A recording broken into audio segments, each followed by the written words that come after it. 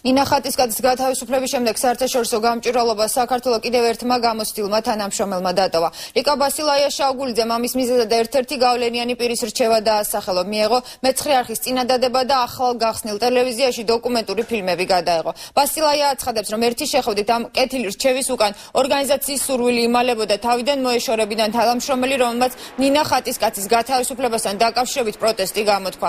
ბასილაიას მიერ მომზადებული ფილმი ქართულ მედიაზე მეცხრე არხის ეთერში უახლოეს დღეებში გავა.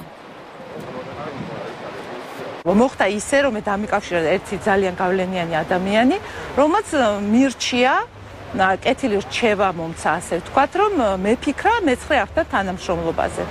რადგან მისი აზრით ეს იქნებოდა კარგი არა მხოლოდ ჩემთვის, არამედ ქვეყნისთვისაც. მე განვითარდა ნინა ხატისკაცთან დაკავშირებული პროცესები,